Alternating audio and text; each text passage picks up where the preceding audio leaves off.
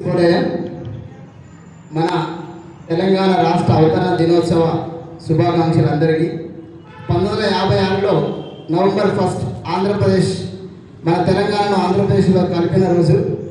తర్వాత 1960 నుండి అంటే 4 సంవత్సరాలకే మనకు తెలిసిపోయింది మనం ఏమేమి కోల్పోతున్నామో. ఆ విధంగా 1960 నుండి మన 2014 వరకు సుమారు 60 సంవత్సరాల పోరాట ఫలితంగా జూన్ 2, 2014 రోజు మన తెలంగాణ రాష్ట్ర అవతరణ భారతదేశ చిత్రపటంలో 29వ రాష్ట్రంగా అవతరించింది. ఈ తెలంగాణ మన యొక్క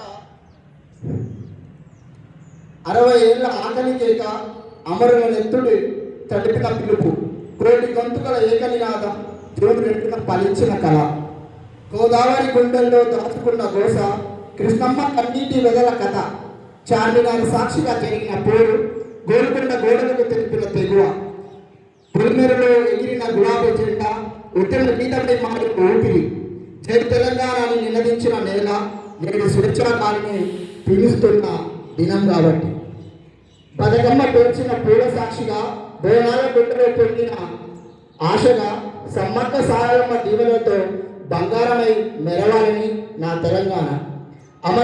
అమరులారా, ఒకసారి లేచి చూడండి, మీ త్యాగం వృధా కాదు. ఇదిగో తెలంగాణ, మన తెలంగాణ, మన నీళ్లు, మన నిధులు, మన నియామకాలు మనమే పొందుతున్నాం, ఇంకా పొందాలి. మన తెలంగాణలో అభివృద్ధి పదంలో పయనించాలి. బంగారు తెలంగాణ సాకారం కోసం మనందరం కూడా కృషి చేయాలి. అందరూ భాగస్వాములు అయితేనే కుల మతాలకు అతీతంగా మనందరం సహకారం చేసుకుంటూనే మన తెలంగాణ బంగారు తెలంగాణ మారుతుంది. కాబట్టి అందరూ సహకారం అంటే మనం చేయాల్సిన బాధ్యత ఉపాధ్యాయులుగా మన విద్యార్థులను తీర్చిదిద్దాం.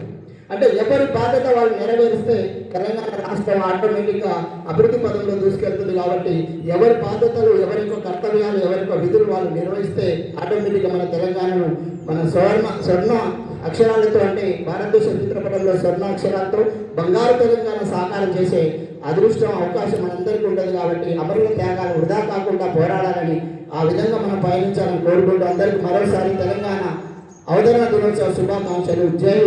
జై తెలంగాణ, జై తెలంగాణ, జై తెలంగాణ, జై తెలంగాణ.